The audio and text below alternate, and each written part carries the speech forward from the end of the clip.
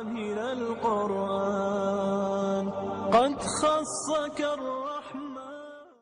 پورے گھر کی طرف سے قربانی کی جا سکتی، دونوں طریقے سے ہو سکتا ہے، الگ الگ بھی کر سکتے ہیں، ہر بندے کا الگ حصہ بھی ہو سکتا ہے. لیکن اگر حیثیت نہیں تو پھر یہ کیا بات ہے ایک ہی سارا ثواب لے جائے.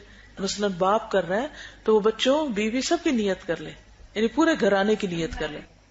دیکھیے کہ نبی صلی اللہ علیہ وسلم نے کیا کیا، 100 اونٹ بھی کیے. کیا آپ بہت زیادہ امیر تھے؟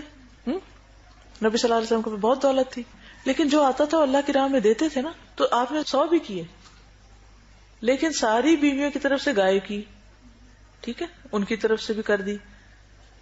اب اگر 9 بیویاں تھیں آپ کی تو گائے میں تو 7 حصے ہوتے ہیں.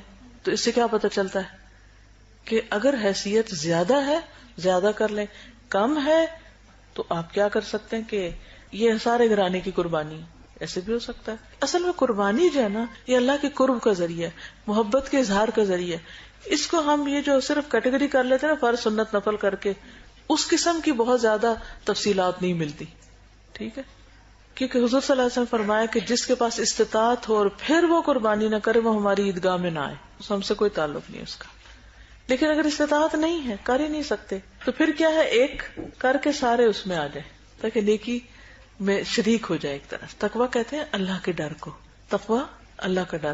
جسے وہ آتا نا کہ اللہ کو خون اور گوشت نہیں پہنچتا بلکہ تمہارے دل کا تقویٰ، یعنی تمہارے دل میں اللہ کا ڈر کتنا ہے اور کس جذبے اور کس نیت اور کس شوق سے تم نے یہ قربانی کی ہے، کتنی محبت میں کی.